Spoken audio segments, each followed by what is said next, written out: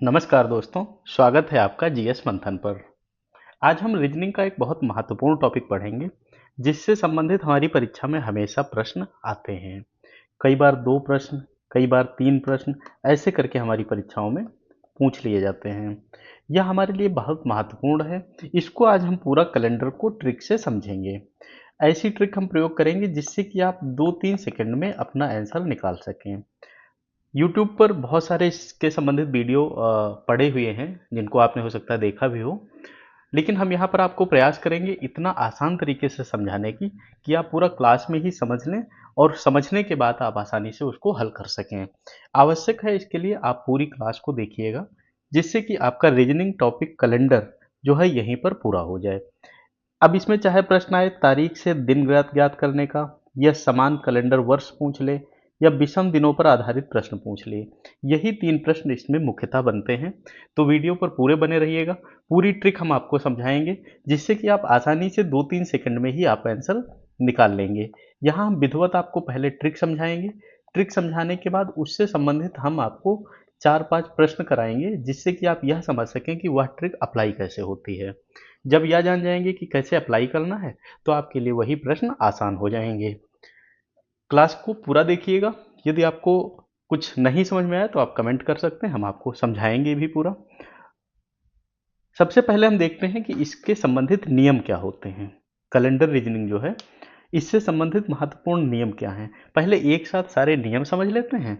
नियम के बाद हम आपको ये सारे नियम कैसे अप्लाई करने हैं, यानी इनको कैसे हल करना है, सवाल में कैसे प्रयोग करना है, वह आपको सिखा देंगे। यहाँ हो सकता है हमें एक सवाल को सिखाने के लिए थोड़ा ज़्यादा समय लेना पड़े, लेकिन ये मेरा वादा है, जब आप इसको हल करेंगे तो आपके 3 सेकंड से ज़्यादा नहीं लगेंगे। बस आप चीज़ों को सही से समझ लीजिएगा, दिमाग में बैठा लीजिएगा। सबसे पहला जो है, एक चीज़ आप ध्यान रखनी है, कैलेंडर सवाल हल करने के लिए विषम दिनों की संख्या की अवधारणा सबसे महत्वपूर्ण होती है। अब विषम दिन क्या होते हैं, यह हम आपको अभी समझा देंगे एक एक चीज में। फिर जब हम प्रश्न हल करेंगे वहां पर भी समझा देंगे। तो बिल्कुल घबराना नहीं है। आप आराम से चाहे कॉपी पेंसिल लेके बैठो और चाहे बिना कॉपी पेंसिल बैठो, चीजों को देखते जाओ, आप सीख जाओगे। देखो, विषम दिन क्या होते हैं, किसी अवधि यानी दिनों को 7 से भाग करने के बाद जो शेषफल बचता है, उसको हम विषम दिन कहते हैं। जैसे मान लो हम 15 को 7 से भाग कर रहे हैं, तो 7 दूनी 14, कितना बचा, एक जो बचा, इसी को तो हम बोलते हैं शेषफल। जो यह शेषफल है, यही हमारा विषम दिन बन जाता है। आगे कैसे इसको हम सवाल में अप्लाई करेंगे वह भी दिखा देंगे। यदि हम सप्ताह की बात करते हैं, तो एक सप्ताह में 7 दिन होते हैं। जब 7 दिन होंगे तो 7 से भाग करेंगे, यानी कोई विषम दिन नहीं बचेगा। तो कितने हो गए, 0 हो गए। सामान्य वर्ष कितना होता है, 365 दिन का होता है। वह वर्ष जो 4 से विभाजित ना हो, या शताब्दी वर्ष जो 4 से विभाजित ना हो, तो वहां विषम दिन कितने बचेंगे, एक बचेगा। फिर लीप वर्ष क्या होता है, जब वर्ष में 366 दिन की गणना हो। 366 दिन की गणना होगी तो क्या होगा, वह वर्ष जो 4 से विभाजित हो, या शताब्दी वर्ष जो 400 से विभाजित हो, तो वहां आपके लीप वर्ष कितने होंगे, 2 होंगे। इनको आप अभी केवल समझते जाओ, कैसे 2 होंगे वो हम आपको समझा देंगे। ये आपको थोड़ी चीजें समझनी रहेंगी। जैसे 100 वर्ष, 100 वर्ष मतलब क्या होता है, 76 सामान्य वर्ष इसमें होंगे और 24 लीप वर्ष होंगे। तो इसमें विशेष दिन या विषम दिन कितने होंगे, 5 हो जाएंगे। 200 वर्ष, इसमें 2 गुणे 5 कितना होता है, 10 होता है। और 10 को 7 से भाग करोगे, कितने विषम दिन बचे, 3 बचे। 300 वर्ष में विषम दिन कितने बचेंगे, 1 बचेंगे। 400 वर्ष में विषम दिन कितने बचेंगे, 0 बचेंगे। अब हमें ये 100, 200, 300 और 400 वर्ष याद रखना है। तो इसका होता है 5310, नोकिया 5310। ठीक है, तो ये 100, 200, 300 और 400 में कितना होगा, 5310। 100 में 5, 200 में 3, 300 में 1 और 400 में 0। ठीक है, अभी ये कैसे आगे अप्लाई होगा वह हम आपको समझा देंगे। अब दूसरी ट्रिक क्या होती है, दिन ज्ञात करने की ट्रिक। दिन कैसे निकालेंगे, जैसे कई बार प्रश्न में आपके पूछ लिया जाता है ना कि बताइए। तो दिन ज्ञात करने के लिए क्या करना है, किसी भी तारीख का दिन ज्ञात करने के लिए आपको 5 घटकों को जोड़ना होता है। 5 घटक कौन कौन से हैं, 1, 2, 3, 4 और 5। इन 5 चीज़ों को जोड़ लेना है और इनको क्या कर देना है, 7 से भाग कर देना है। तो 7 से जब भाग देंगे तो कुछ आएगा जो आपका हल करके आएगा।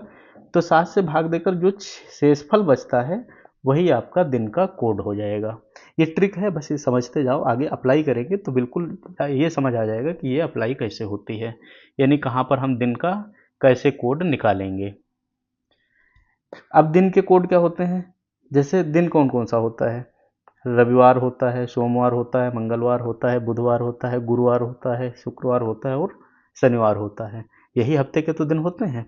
अब हम 0 से 6 तक लिख लें, 0 1 2 3 4 5 6 लिख लिया।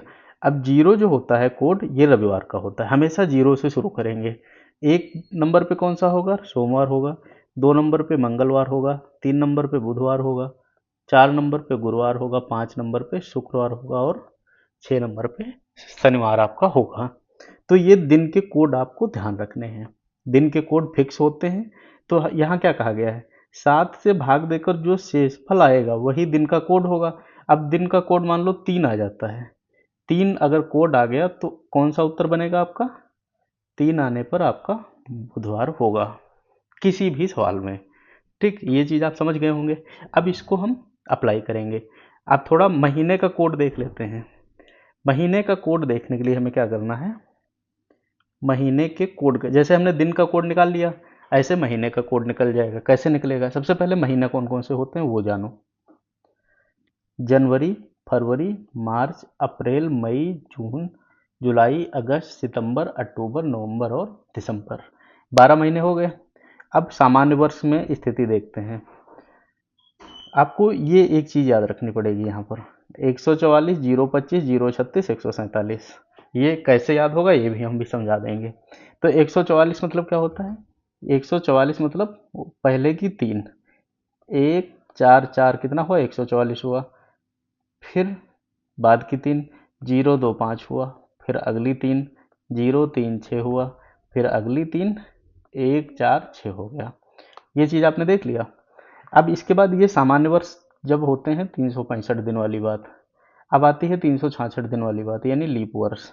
लीप वर्ष में क्या होगा, जहाँ 1 था वहाँ 0 हो जाएगा, 3, फिर 4 0 2 5 0 3 6 1 4 6। ये वाली चीज़ें तो यही हो गई, ये वाली चीज़ें तो सेम हो गई। ठीक है, अब 1 की जगह आ गया 0, 4 की जगह आ गया 3, 1 कम 3 आ गया। ठीक है, अब आपको ये इतना याद रखना पड़ेगा, समझ भी गए होंगे कि ये कैसे अप्लाई करेंगे। इसका कोड क्या होता है, इसका कोड होता है, आप याद रखो इस बात को, इसका कोड हमेशा क्या रहेगा, 144, 025, 036 और 146। 144 को क्या बोलते हैं, 12 का स्क्वायर। 025 को बोलते हैं 5 का स्क्वायर। 036 को बोलते हैं 6 का स्क्वायर। और 146 को बोलते हैं 12 का स्क्वायर प्लस 2। चाहे ऐसे समझो और चाहे ऐसे समझ लेना कि इसमें 2 जोड़ देंगे, चाहे ऐसे याद रखना। ये आपको महीने के कोड के लिए ये बात याद रखनी पड़ेगी।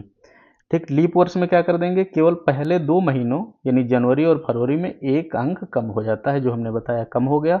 तो जब एक में से एक कम होगा 0 आएगा और 4 में से एक कम होगा तो 3 आएगा। ये केवल लीप वर्ष के शुरुआत के 2 महीनों पर अप्लाई होने वाली बात हमने बताई है। ये चीज़ आपकी समझ में आ गई, नहीं आई, चलो नहीं आई तो एक बार और देखते हैं।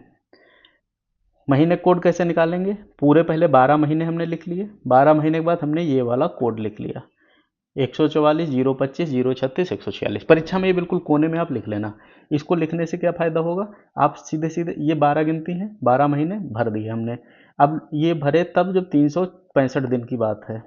जब बात आई 366 दिन की, हमने क्या किया, शुरुआत से एक कम कर दिया, बाकी सब हमने वैसे लिख दिया, 025, 036 और 146, ये हमने वैसे लिख दिया। इसको लिखने के बाद हमने क्या किया, ये पूरा पूरा याद रखो तो स्क्वायर याद रखने की जरूरत नहीं पड़ेगी। दिन के कोड पूरे हो गए और इधर हमने क्या देखा था, ये दिन के कोड हमने देख लिया, ये महीने कोड देख लिया, ये दोनों चीज़ें फिक्स हैं। ये आपको ट्रिक इतनी याद रखनी पड़ेगी। दिन के कोड कैसे निकालेंगे, दिनांक, महीने का कोड, शताब्दी का कोड, वर्ष के अंतिम 2 अंक, लीप वर्ष, ये सारी चीज़ें अब देखो, हमने इसमें धीरे धीरे इसी सूत्र की चीज़ें आपको सिखा रहे हैं। इसमें एक चीज़ देखो, दिनांक आपको दी हुई होगी, महीने कोड कैसे निकाला जाएगा आगे वाले पर बता दिया है। अब शताब्दी कोड बता देंगे, वर्ष के अंतिम 2 अंक दिए होंगे, लीप वर्ष की गणना होगी वो भी कर लेंगे। इसके बाद हम जो कोड आएगा वही दिन का कोड होगा। दिन के कोड को कैसे निकालेंगे, ऐसे हम भर लेंगे 0 से लगा के 6 तक, सारे दिन हमारे हो जाएंगे। महीने कोड हमने यहाँ से निकाल लिया। अब आती है शताब्दी कोड की बात, ये भी सीख लेते हैं। शताब्दी कोड में क्या होगा, देखो शताब्दी किसे कहते हैं, 100 साल को शताब्दी कहते हैं। तो शताब्दी याद रखो, 1600, 2000 और 2400 ये वाली बात, फिर 1700, 2100 और 2500 ये वाली बात, 1800, 2200, 2600 ये वाली बात, और 1900, 2300 और 2700 ये वाली बात। इसमें श्रृंखला क्या होती है, हर 400 साल में विषम दिन 0 होते हैं, इसलिए कोड क्या है, 64-20 की श्रृंखला दोहराई जाती है। यानी 400 से भाग देने पर शेषफल 0 वाली शताब्दी से 6 से करते हैं। अब देखो, अगर मान लो शताब्दी 1600 की है, 2000 की है, 2400 की है, तो आपका कोड 6 हो जाएगा। 1700 की है, 2100 की है, 2500 की है तो 4 हो जाएगा। 1800 की है, 2200 की है, 2600 की है तो 0 हो जाएगा।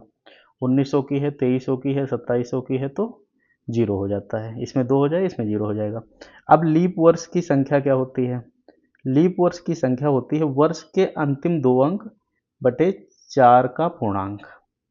कैसे पूर्णांक लगाते हैं, ये जब अभी हम आगे सवाल पढ़ेंगे तो वहाँ सीख लेंगे। तो हमने शताब्दी का अंक निकालना सीख लिया और लीप वर्ष की संख्या सीख लिया। अब ये आपके महत्वपूर्ण इतनी ट्रिक थी जो हमें समझना जरूरी था। अभी एक चीज़ और बचती है, समान कैलेंडर वाली देख लेते हैं। समान कैलेंडर की ट्रिक, जैसे पूछता ना कौन से वर्ष में समान कैलेंडर होगा, तो वह कैलेंडर जो किसी दिए गए वर्ष के कैलेंडर के समान हो उसको ज्ञात करने के लिए क्या करेंगे, सामान्य वर्ष में यदि साल को 4 से भाग देने पर शेषफल 1 आए तो कैलेंडर 6 साल बाद दोहराया जाएगा, जब शेषफल कितना है 1 आए। और यदि साल को 4 से भाग देने पर शेषफल 2 या 3 आए तो कैलेंडर 11 साल के बाद दोहराया जाएगा। ये चीज़ आप ध्यान रखना, बहुत बारीक चीज़ है, और ये ऐसे परीक्षा में लगाओगे ना तो 2-3 सेकंड में आपका काम हो जाएगा। एक चीज़ और बता दें, जिनको मैथ नहीं आती है, जिनको गणित नहीं आती, जैसे क्षेत्रफल, लाभ, हानि, ये चीज़ें नहीं पढ़नी है और सीसाइट पास होना है, तो वो अपनी रीजनिंग बहुत मजबूत कर लेना। अब कैलेंडर मैंने जैसे यहाँ पढ़ा दिया, और घड़ी वाला हम पढ़ा चुके हैं, घड़ी का जो क्लॉक आपका टॉपिक रहता है उसको पढ़ा चुके हैं, उसको भी आप देख लीजिएगा। ऐसे जो जरूरी टॉपिक है हम आपको यहाँ पढ़ा देंगे। ये सामान्य वर्ष की बात हो जाती है। अब लीप सामान्य वर्ष में एक क्षेत्र शेषफल आता है तो 6 साल बाद दोहराएंगे, और 4 आता है तो 2 या 3 आता है तो 11 साल बाद दोहराया जाएगा। अब आती है बात लीप वर्ष में, साल लीप वर्ष हो 4 से विभाजित करेंगे तब पता चलेगा, कैलेंडर हमेशा 28 साल बाद दोहराया जाएगा, ये बात ध्यान रखना। जैसे 2024 का कैलेंडर है वो 28 साल बाद दोहरा के कैसा होगा, 2052 के जैसा होगा। यानी 24 का कैलेंडर जो है, 24 का, ये बिल्कुल 2052 के जैसा होगा। अब ये बताओ, अगर आपको ये बात पता है कि 4 से भाग करेंगे और लीप वर्ष निकल आता है तो उसमें हम 28 जोड़ देंगे, तो इसमें क्या 2 सेकंड लगेंगे, इससे भी कम टाइम में आप कर लोगे, और यही सब सवाल वहाँ पर पूछे जाते हैं। अब हम इन प्रश्नों से संबंधित कुछ अभ्यास के प्रश्न करते हैं, यानी कुछ क्वेश्चन हल करते हैं। क्वेश्चन हल करेंगे, उसमें भी हम हर क्वेश्चन में आपको ट्रिक बताते रहेंगे कि किस में कौन सी ट्रिक लगी है और क्या क्या चीज़ें अप्लाई हुई हैं। हो सकता है कि उसमें जब हम ट्रिक बताएं तो थोड़ा कैलकुलेशन में टाइम लग जाए, तो आप उस चीज़ को ध्यान नहीं देना। आप बस मेन ये चीज़ सीखना कि कैसे इस क्वेश्चन को हल करते हैं, कैसे इस क्वेश्चन को हल करके कम से कम टाइम में उत्तर निकाल लेते हैं। तो पहली ट्रिक पर पहले करेंगे। ट्रिक क्या थी हमारी, एक बार फिर रिवाइज कर लेते हैं। किसी दी गई तारीख पर दिन ज्ञात करना, किसी दी गई तारीख पर दिन ज्ञात करना। कैसे ज्ञात करेंगे, पहले दिनांक लेंगे, फिर महीने का कोड लेंगे, शताब्दी का कोड लेंगे, वर्ष के अंतिम 2 अंक लेंगे, लीप वर्ष की गणना करेंगे, फिर दिन का कोड कैसे आएगा, कुल मान को 7 से भाग कर देंगे, ये जोड़ के जितना आएगा उसको 7 से भाग कर देंगे। इतना करने के बाद दिन का कोड कैसे निकालेंगे, 0, 1, 2, 3, 4, 5, 6 ये लिख लेंगे। दिन होते हैं रविवार, सोमवार, मंगलवार, बुधवार, गुरुवार, शुक्रवार और शनिवार। ये हम दिन लिख लेंगे। तो जितना शेषफल आएगा उसी हिसाब से हम उसका दिन निकाल लेंगे, कोड निकाल लेंगे। शताब्दी कोड के लिए हमने क्या सीखा था? 1600 2000 पे 6, 1700 2100 पे 4, 1800 2200 पे 2, 1900 पे 2300 पे 0। ये शताब्दी कोड हो गए हमारे। महीने का कोड हमने कैसे निकाला था? 144 025 036 और 146। ये वाला सूत्र याद है ना? ये भूल गए? हमें पता था भूल जाओगे, इसलिए हमने दोबारा देखो लिख लिया। ये वाला लिख लेंगे। तो वो सबसे ऊपर क्या करेंगे? सब महीने की संख्या लिख लेंगे। ऊपर हमने महीने महीने के पूरे लिख लिए, 12 महीने। फिर ये वाली चीज सीरीज को हमने खोल दिया यहाँ पे। इसके बाद लीप वर्ष के मामले में क्या हो जाएगा? -1 0 और -1 3। केवल ये दो में परिवर्तन होगा, बाकी सारी सीरीज वही रहेगी। ये ट्रिक, यानी इतना अगर आप याद कर लेते हो तो आपसे अब कोई सवाल गलत नहीं होने वाला है। पहला सवाल हल करते हैं। बिल्कुल जैसे परीक्षा में आते हैं वैसे ही हम हल करा देंगे। बस अब हम बार बार वो ट्रिक वगैरह नहीं बोलेंगे, बस आप उस चीज़ को थोड़ा ध्यान रखना अपने। देखते हैं, 26 जनवरी 1950 को सप्ताह का कौन सा दिन था? यानी 26 जनवरी 1950 का दिन हमें निकालना है। अब हम पहले लिख लेते हैं हमें दिया क्या क्या है। दिनांक क्या दी है? दिनांक दी है 26 जनवरी। मेरी राइटिंग बहुत अच्छी नहीं है तो आप लोग इस चीज़ का थोड़ा ध्यान रखिएगा। फिर महीने का कोड क्या हो जाएगा? महीने का कोड, महीने कोड कैसे निकालेंगे? हमने क्या पढ़ा था? 144 025 036 146, यही तो हमने पढ़ा था।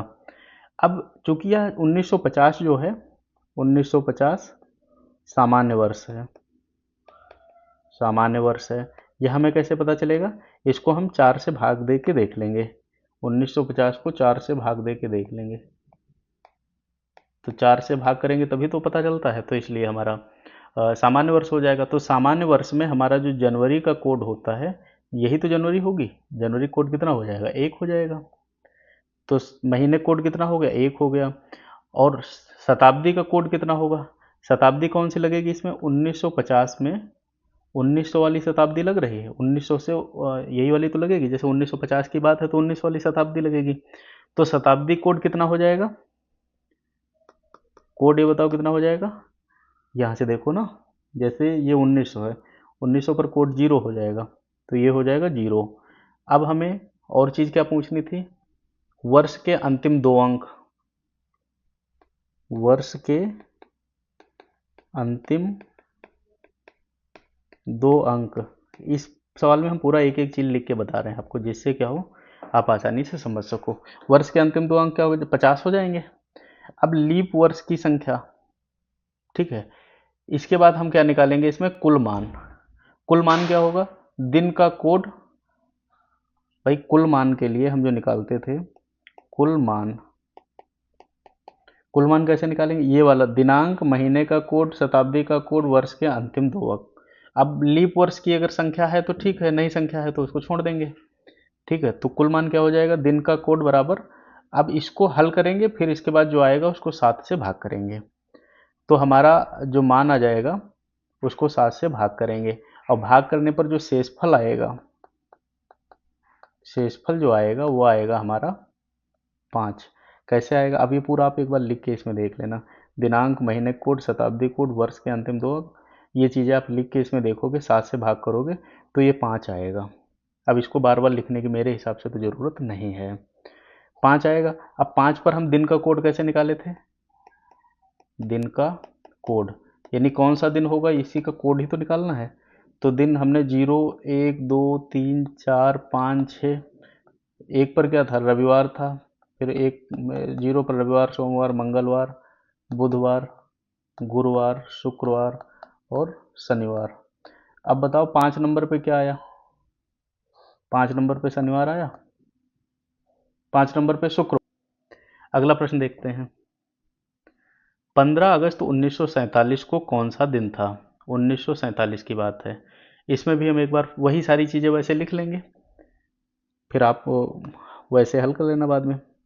सबसे पहले देखते हैं दिनांक क्या है। दिनांक है 15 अगस्त। इसके बाद हम देखते हैं इसमें महीने का कोड क्या होगा? महीने का कोड क्या होगा? हमने क्या पढ़ा था महीने कोड के लिए? 144, 025, 036, 146। अब इसमें जनवरी, फरवरी, मार्च, अप्रैल, मई, जून, जुलाई, अगस्त, सितंबर। अगस्त पे पहुँचे, सितंबर, तो अगस्त पे 3 आया। महीने कोड क्या हो जाएगा? 3 हो जाएगा। अब शताब्दी कोड जरा देख लेते हैं। शताब्दी कोड, शताब्दी कोड, शताब्दी कौन सी है? 1900 है। तो अभी हमने देखा था 1900 पर 0 है। अब क्या पूछता है? वर्ष के अंतिम 2 दिन, अंतिम 2 अंक क्या हो जाएंगे? इसमें वर्ष के अंतिम 2 अंक 47 हो जाएंगे। अब हम क्या करेंगे? लीप वर्ष नहीं बनेगा, तो इसमें हम कुल मान निकालेंगे। कुल मान कैसे निकालेंगे? कुल मान निकालने के लिए हम दिनांक प्लस महीने का कोड, महीने का कोड प्लस शताब्दी कोड, शताब्दी कोड प्लस वर्ष के अंतिम 2, वर्ष के अंतिम अंक, अंतिम अंक बटे 7। तो इसमें जो आएगा इसको हम हल कर लेंगे। तो जो शेषफल बचेगा हमारा 7 से भाग करने के बाद, वह क्षेत्रफल शेषफल क्या बचेगा? 6। अब हम देखते हैं 6 कहाँ आएगा? 0, 1, 2, 3, 4, 5, 6। Sunday, Monday, Tuesday, Wednesday, Thursday, Friday, Saturday, यानी हमारा 6 नंबर पे आएगा शनिवार, शनिवार। तो ये हमारा इसमें उत्तर हो जाएगा बी वाला। आप समझ गए होंगे इसको कैसे करना है। ये बस मान रख लेना। मान कैसे रखेंगे? एक मैं रख के भी बता देता हूँ। 15 प्लस 3 प्लस 0 प्लस वर्ष के अंतिम 47 बटे 7। इसको हल करना, फिर 7 से भाग देना, जो आएगा वही आपका शेषफल हो जाएगा। और शेषफल जो होगा उसको हमें क्या करना रहेगा? कोड से गिन के निकाल लेना है। निकाल जब लेंगे तो हमारा उसमें हल मिल जाएगा। इतना बस आपको करना रहेगा। अगला प्रश्न देखते हैं। 963। अगला प्रश्न है हमारा, 14 नवंबर 2024 को कब मनाया गया? 2024 में जो है बाल दिवस। ये प्रश्न एक बार हल करते हैं। दिनांक क्या है? दिनांक हो जाती है हमारी 14। महीने का कोड क्या हो जाएगा? महीने का कोड, आप वो कोड वाली जो टेबल है उसको आप लिख लीजिएगा। तो यह लीप वर्ष होगा। लीप वर्ष की गणना कैसे करेंगे? 4 से भाग करके। लीप वर्ष की गणना कैसे करेंगे? 4 से भाग करके करेंगे। इसके बाद शताब्दी कोड क्या होगा? शताब्दी कोड, तो इसमें शताब्दी यानी 2000, 2000 का कोड 6 होगा। 6 कहाँ से आएगा? आइए देख लेते हैं एक बार। 2000 ये है, 2000 पे 6 है, तो शताब्दी कोड का कितना हो जाएगा? 6 हो जाएगा। अंतिम अंक, अंतिम 2 अंक क्या हो जाएंगे? 24 हो जाएंगे। अब इसमें हम क्या करेंगे? कुल मान निकाल लेंगे। कुल मान कैसे निकलेगा? जो भी जोड़ के आएगा उसको 7 से भाग करेंगे, फिर जो आएगा उसको शेषफल मान लेंगे। शेषफल जो मानेंगे वो आएगा 5। हल करके देखना आप। अब 5 नंबर पर दिन कौन सा पड़ेगा? 0, 1, 2, 3, 4, 5, 6। Sunday, Monday, Tuesday, Wednesday, Thursday, Friday, Saturday. तो ये कौन सा पड़ेगा? 5 नंबर पे शुक्रवार, शुक्रवार। ये वाला ऑप्शन हो जाएगा इसमें, सी वाला। एक प्रश्न हम और लेके देखते हैं इसी ट्रिक पर। अब आप इसको जब बार बार ट्रिक लिखोगे, देखोगे ना, प्रैक्टिस करोगे तो आपको याद हो जाएगी। 3 मार्च 2008 को कौन सा दिन था? तो सबसे पहले देखते हैं दिनांक क्या है। दिनांक हो जाती है 3। महीने का कोड क्या होगा? महीने का कोड यह हो जाएगा आपका 2008। लीप वर्ष पड़ेगा, लीप वर्ष, तो महीने कोड हो जाएगा 4। फिर शताब्दी कोड क्या होगा? शताब्दी कोड। अब देखो, जब 2-3 बार आप लोग लगाओगे ना तो आपको खुद याद आने लगेगा कि हाँ इसका 6 था, 2000 पर 6 था। अंतिम 2 अंक क्या हो जाएंगे? 2 अंक हो जाएंगे 8, यानी 08। अब हम इसको हल करेंगे उसी सूत्र में रखकर, तो दिन का कोड निकाल लेंगे। दिन का कोड कैसे निकालेंगे? सब जोड़ के 7 से भाग करेंगे, जो आएगा शेषफल वह दिन का कोड हो जाएगा। तो 2 होगा। अब 2 पर कौन सा दिन पड़ेगा? 0, 1, 2, यानी संडे, मंडे, ट्यूसडे, तो यानी मंगलवार पड़ना चाहिए। मंगलवार हो जाएगा ये वाला आपका सही हो जाएगा। अब दूसरी ट्रिक क्या है? दूसरे तरीके के प्रश्न हल करते हैं। समान कैलेंडर ज्ञात करना, यानी दिए गए वर्ष को 4 से भाग में और शेषफल देखते हैं। जब शेषफल देखेंगे तो कैसे पता चले? यदि शेषफल 0 आता है तो वर्ष लीप वर्ष होगा और 28 साल बाद फिर दोहराया जाएगा, यानी नए साल में प्लस 28 जोड़ देंगे। जो साल दिया हुआ है उसमें 28 जोड़ देंगे। इसके बाद जो है, यदि एक शेषफल आता है और सामान्य वर्ष हो जाएगा तो 6 वर्ष बाद फिर से दोहराया जाएगा, तो वर्ष में 6 साल जोड़ देंगे। यदि 2 शेषफल आता है तो सामान्य वर्ष होगा, 11 वर्ष बाद दोहराएंगे और साल में 11 जोड़ देंगे। 3 आता है तो सामान्य वर्ष होगा, 11 वर्ष बाद दोहराएंगे और वर्ष 11 जोड़ देंगे। ये आपको बस इसमें इतना ध्यान रखने वाली बात रहेगी। इतनी चीज़ें समान कैलेंडर ज्ञात करने वाले प्रश्नों में हमें ध्यान रखना है। फिर से समझो, 0 आएगा तो लीप वर्ष होगा, 28 साल बाद दोहराएंगे तो साल में 28 साल जोड़ देंगे। 1 आएगा, सामान्य वर्ष होगा, 6 साल बाद दोहराएगा तो 6 जोड़ देंगे। इसके बाद क्या है? 2 आएगा, सामान्य वर्ष होगा, 2 क्या आएगा? शेषफल। सामान्य वर्ष होगा, 11 साल बाद दोहराएंगे, 11 जोड़ देंगे। 3 आएगा, सामान्य वर्ष होगा, 11 वर्ष बाद दोहराएगा और 11 जोड़ देंगे। अब प्रश्न एक बार हल करके देखते हैं। बस इतनी चीज इसमें ध्यान रखना, आगे से सब अपने आप करने लगोगे। कह रहा है वर्ष 2023 का कैलेंडर किस वर्ष के समान होगा? 2023 का पूछा है, किस वर्ष के समान होगा? तो हमने क्या देखा, 2023 है तो 2023 को 4 से भाग करो।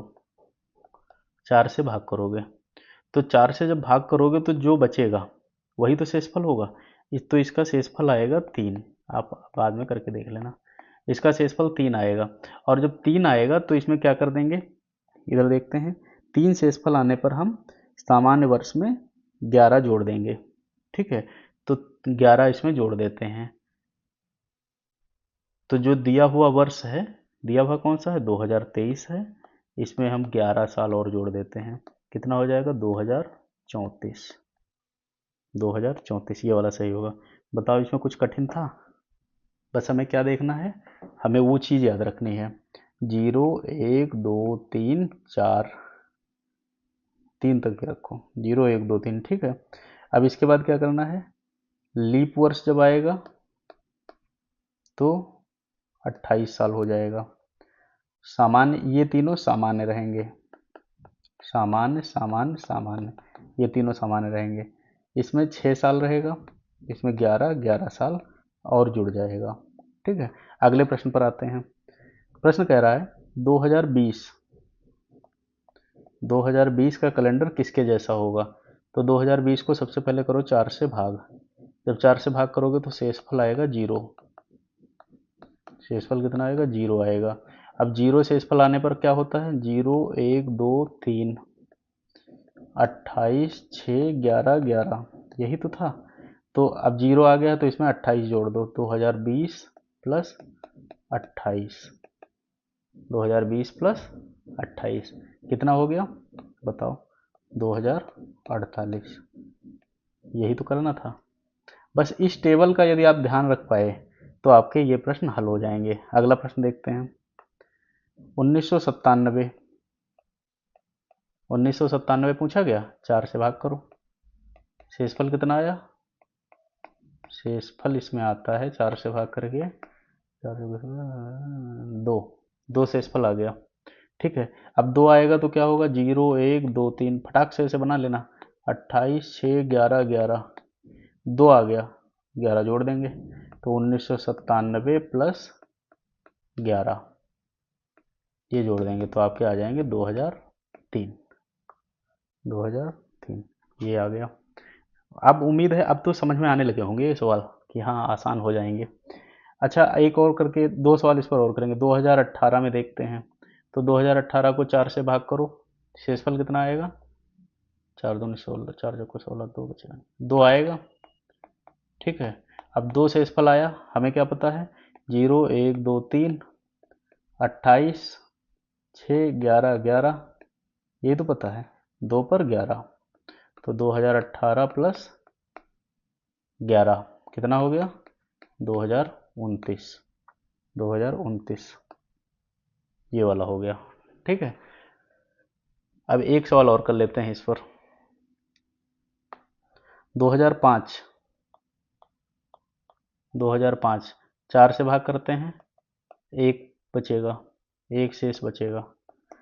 फिर लिख के देखो 1 2 3, 0 पर 28 6 11 11, 6 साल इसमें जोड़ देंगे, 2005 प्लस 6 यानी कितना हो जाएगा? 2011। कितना हो जाएगा? 2011। ये उत्तर हो जाएगा। अब ये समझ में आ गया होगा, आशा है। बस इतना अगर आप याद कर लिए गए, ये इतनी इसमें बात केवल याद रखनी है हमें। ये वाला टेबल बहुत फटाक से बना लेना, आपके ये सवाल गलत नहीं होंगे। अब अगली ट्रिक पर आते हैं। दिनों का अंतर और विषम दिन ये भी निकालने को पूछता है। विषम दिन क्या हो गया? किसी भी अवधि के कुल दिनों को 7 से भाग देने पर जो शेषफल आता है वही विषम दिन होता है। तो विषम दिन बराबर कुल दिन बटे 7 का शेषफल। फिर विषम दिनों की संख्या को दिए गए दिन में जोड़कर या घटाकर आगे या पीछे जाने के अनुसार अंतिम दिन ज्ञात किया जाता है। तो सबसे पहले ये हमने देखा विषम दिन कैसे निकालेंगे। कुल दिन जो है उसको 7 से भाग करेंगे, शेषफल देख लेंगे। ठीक है। फिर इसके बाद आगे पीछे जाने के अनुसार जो उसमें क्रम दिया होगा उस हिसाब से अंतिम दिन हम निकाल लेंगे। चलो पढ़ते हैं। जब 2-3 सवाल करेंगे तो ये चीज़ भी समझ में आ जाएगी। सबसे पहला सवाल है हमारा, आज शनिवार है, 38 दिन बाद सप्ताह का कौन सा दिन होगा? आज कौन सा दिन है? शनिवार। तो विषम दिन इसमें कैसे निकालेंगे? अभी तो हमने पढ़ा था। विषम दिन निकालने के लिए हम क्या करेंगे? कुल दिन बटे 7। आज है, 38 दिन बाद पूछ रहा है। ठीक है। तो विषम दिन कैसे निकालेंगे? 38/7, सत्तो पचे 35 प्लस 3 38, यही तो शेष बचा। ये हमारा शेष हो गया। अब हमने सूत्र क्या पढ़ा था? आज का दिन, आज का दिन क्या था? शनिवार है, और प्लस 3 विषम दिन जोड़ दो। 3 विषम दिन जोड़ेंगे तो क्या हो जाएगा? शनिवार के बाद शनिवार, इसके बाद क्या आता है? रविवार, इसके बाद क्या आता है? सोमवार, इसके बाद क्या आता है? मंगलवार। यानी शनिवार प्लस 3 दिन होगा ना। ये चीज देखो, अब शनिवार और उसके बाद के 3 दिन, 1 2 3 ये दिन हो जाएंगे। तो कौन सा दिन बनेगा? मंगलवार। समझ आ गया? ऐसे ये निकालेंगे। मतलब हमें सबसे पहले क्या करना है? शेषफल यहाँ निकाल लेंगे विषम दिन का, फिर उसमें 3 दिन जोड़ देंगे। 1 जनवरी 2007 को सोमवार था। ठीक है। 1 जनवरी 2008 को कौन सा दिन होगा? अब समझो, 2007 क्या है? लीप वर्ष है कि सामान्य वर्ष है? 2007 क्या है? लीप वर्ष है कि सामान्य वर्ष है? तो 2007 है हमारा सामान्य वर्ष। भाई अगर 4 से कट जाता तो हम लीप वर्ष कह देते, नहीं कटा तो हमारा सामान्य वर्ष है। अब विषम दिन कैसे निकालेंगे? विषम दिन, ये हमेशा ध्यान रखो, विषम दिन जो है सामान्य वर्ष में एक होता है। सामान्य वर्ष में एक विषम दिन होता है, पहले हमने पढ़ा है। तो क्या करेंगे इसमें? तो सोमवार प्लस 1 दिन कौन सा हो जाएगा? फिर मंगलवार हो जाएगा। मंगलवार। तो अगला एक चीज हमेशा ध्यान रखो, सामान्य वर्ष में अगला वर्ष जो है समान तारीख को एक दिन आगे बढ़ता है। ठीक है। तो एक दिन जब आगे बढ़ जाएगा समान तारीख को तो हो जाएगा आपका मंगलवार। समझ में आया? नहीं आया? समझो। 2007 क्या है? सामान्य वर्ष है, हमने देखा था। विषम दिन के बारे में हमने पढ़ा था, 144 025, 036, 146। हमने क्या पढ़ा था कि जो सामान्य वर्ष है तो इसमें हमारा पहला जो है जनवरी जाएगा 1 पे, ठीक, 1 पे चला गया। लीप वर्ष होता तो 0 पे जाता।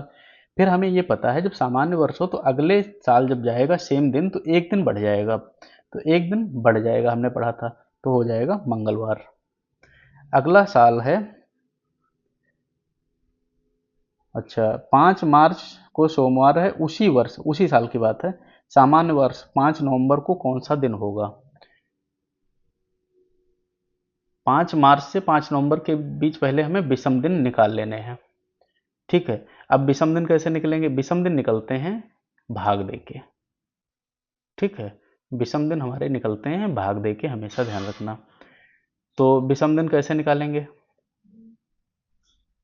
सबसे पहले हम मार्च का देंगे, 5 मार्च से 31 मार्च तक का देखेंगे, फिर 30 दिन अप्रैल के हो जाएंगे। देखो, मार्च, अप्रैल, मई, जून, जुलाई, अगस्त, सितंबर, अक्टूबर, नवंबर। इसमें आपको हम थोड़ा काम भी दे रहे हैं प्रैक्टिस। इसके विषम दिन निकालना, विषम दिन निकालने के लिए हमने बताया था 7 से भाग करेंगे, जो बचेगा शेषफल वो हमारा विषम दिन हो जाएगा। ये आप भाग करके खुद ही शेषफल सबके निकालेंगे, हम आपको इसमें यहाँ बताए दे रहे हैं। तो मार्च में कितने दिन बचे? 5 दिन, अगर घटा दोगे तो बचेंगे 26 दिन। अप्रैल के हो गए 30 दिन, मई के हो गए 31 दिन, जून के हो गए 30 दिन, जुलाई के हो गए 31 दिन, अगस्त के हो गए 30 दिन, सितंबर के हो गए 30 दिन, अक्टूबर के हो गए 31 दिन, और नवंबर के हो गए 5 दिन। भाई नवंबर में 5 दिन ही तो लेंगे, फिर इनके सबके हम शेषफल निकाल लेंगे। कुल विषम दिन आ जाएंगे। जब इनके सबके हम शेषफल निकालेंगे तो उनको जोड़ेंगे तो हमारा कुल विषम दिन आ जाएगा। पहले आप करने का तरीका सीख लो, कैलकुलेशन तो कर लेना। कुल विषम दिन आ जाएंगे। फिर अंतिम विषम दिन जो होगा उसको हम भाग करेंगे, फिर शेषफल निकाल लेंगे। तो अंतिम विषम दिन जो होगा उसका जब हम भाग करके शेषफल निकालेंगे तो वो आपका 0 आएगा शेषफल। मैं आपको ये बता देता हूँ, इसको आप एक बार प्रैक्टिस करना। तो जब 0 आएगा तो इसमें क्या कह रहा है? सोमवार है, तो सोमवार प्लस 0। जब 0 आएगा तो 0 ही हो जाएगा, तो क्या बचेगा? सोमवार बचेगा। ये आपका यही उत्तर हो जाएगा। आपका बस इसमें इतना काम रहेगा, देखो इतने सवाल मैंने पढ़ाए हैं तो आप थोड़ा तो मेहनत करने की कोशिश करना, इसके सबके विषम दिन निकाल लेना। अगला प्रश्न है 2012 लीप वर्ष जाएगा। 2012 लीप वर्ष में 1 जनवरी को मंगलवार था, तो 31 दिसंबर 2022 को कौन सा दिन होगा? फिर वही हाल हो जाएगा। तो 2012 क्या है? एक लीप वर्ष है, एक लीप वर्ष है 2012, ठीक है। तो लीप वर्ष क्या होता है? जिस दिन से शुरू होता है उसी दिन से 2 दिन आगे दिन पर खत्म होगा। लीप वर्ष जिस दिन शुरू होगा, ये चीज ध्यान रखना, 366 दिन का होता है। जिस दिन शुरू होगा उसी दिन से 2 दिन आगे पर खत्म होगा, होगा। क्योंकि तो इस प्रकार क्या हो जाएगा? सप्ताह और 2 विषम दिन हो जाएंगे, इसमें 2 विषम दिन पूरे पूरे हो जाएंगे। क्योंकि होता क्या है, जो आपका लीप वर्ष होता है इसकी हमने शुरुआत में गणना पढ़ी थी, तो शुरुआत में जो गणना पढ़ी थी उसके हिसाब से हम इसको देखेंगे। भाई 52 सप्ताह तो पूरे पूरे हो जाते हैं। 366 को अगर हम वैसे तोड़ेंगे तो 364 प्लस 2 करो, ये जब आप भाग करोगे तो ये 52 आता है। 7 से भाग करोगे, 52 प्लस 2, 2 विषम दिन ही तो बचते हैं। तो इसमें क्या हो जाएगा? पूरे पूरे 52 सप्ताह प्लस 2 विषम दिन, ये ऐसे निकलता है, ये भी देख लो, ऐसे निकलेगा। अब इसमें क्या होगा? पहला दिन क्या है? पहला दिन, पहला दिन है हमारा मंगलवार, मंगलवार हो गया। तो अंतिम दिन क्या होगा? यानी अंतिम दिन हो जाएगा हमारा मंगलवार प्लस 1 दिन। कैसे 1 दिन होगा वो भी बताते हैं। लीप वर्ष में 2 विषम दिन होते हैं, इसलिए 1 जनवरी से 1 जनवरी यानी अगले साल 1 जनवरी तक 2 दिन आगे बढ़ेगा, पूरा साल पर बढ़ेगा। अब बात 31 दिसंबर की हो रही है, तो कौन सा 1 दिन बढ़ेगा, मतलब बुधवार आएगा। ये बात समझो आप फिर से। भाई 1 जनवरी 2012 से 1 जनवरी 2013 तक 2 दिन बढ़ेंगे, 2 विषम दिन आ रहे हैं। हमसे पूछा क्या है, 31 दिसंबर 2012 को, तब तो 1 विषम दिन ही बढ़ेगा। वही हमने 1 विषम दिन यहाँ बढ़ा दिया है और बुधवार हमारा आंसर इसमें हो जाएगा। ये प्रश्न आप समझ गए, कोई इसमें दिक्कत तो नहीं हुई? फिर से समझो एक बार, अगर दिक्कत हुई है तो। 2012 क्या है, लीप वर्ष है। कितने दिन हुए, 366 हुए। लीप वर्ष में विषम दिन कैसे निकालेंगे, 366 को अगर हम 7 से भाग करेंगे तो 52 तो पूरे पूरे चले जाएंगे, 2 विषम दिन बच रहे हैं। एक साल में 2 विषम दिन बचे। अब एक साल का मतलब होता है 1 जनवरी 2012 से 1 जनवरी 2013, ये 2 साल एक साल पूरा होता है। अब हमसे एक दिन पहले की ही बात पूछ रहा है, यानी 1 विषम दिन की हमें ज़रूरत पड़ेगी। अब इसने कहा तब मंगलवार था, तो +1 कर देंगे तो बुधवार हो जाएगा। ये ऐसे हल होगा। अगला प्रश्न देखते हैं। 23 अप्रैल को रविवार था, तो 12 दिन पहले कौन सा दिन होगा? 23 अप्रैल को रविवार था, तो रविवार यानी रविवार कितना पड़ता है, 23 अप्रैल को।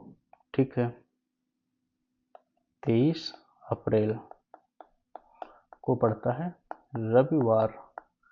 ठीक, अब रविवार से 5 दिन पीछे क्या होगा, ये चीज समझो। रविवार से 5 दिन पीछे, या रविवार से 2 दिन आगे जाओ, 2 दिन आगे चले जाओ मान लो, तो 2 दिन आगे जाते हो तो क्या आ जाएगा, मंगलवार आ जाएगा। मंगलवार कैसे, 0 1 2 3 4 5 6 7 6, ये हो गया Sunday Monday Tuesday Wednesday Thursday Friday Saturday. तो रविवार यहाँ है, तो 2 दिन आगे जाएंगे तो मंगलवार पड़ेगा।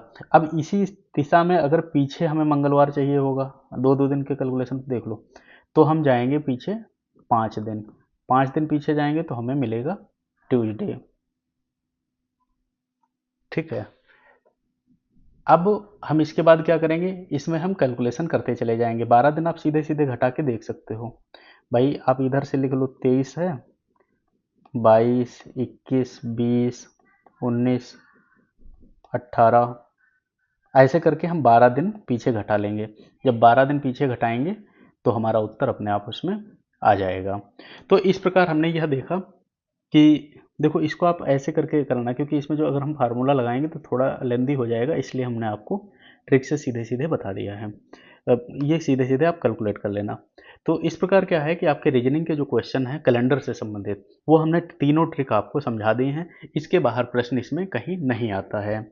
यदि आपको क्लास पसंद आई है तो आप सब्सक्राइब करिएगा, कुछ समझ में नहीं आए तो कमेंट करिएगा। इसके अलावा आपकी निबंध की सीरीज चलाई जा रही है और मेंस की जीएस की सीरीज चलाई जा रही है। इसमें हम आंसर प्रैक्टिस कराते हैं जीएस का, और इसमें निबंध लिखना सिखाते हैं, पूरी एक एक चीज़ आपको सिखाते हैं। अपना उद्देश्य देखो केवल प्री पास करने तो है नहीं भाई, मेंस देंगे, इंटरव्यू में जाएंगे, तो इसके बाद हम नौकरी पाएंगे। तो यहाँ तक का जो हमारा सिलेक्शन तक का प्रोसेस है उसके लिए मेंस आवश्यक है, इसलिए आपको चैनल को सब्सक्राइब करना चाहिए। आपको पूरी चीज़ें यहाँ से मिलती रहेंगी। कुछ भी दिक्कत हो तो आप हमें कमेंट कर सकते हैं। ये क्लास यहीं ख़त्म होती है, मिलते हैं अगली क्लास में। धन्यवाद।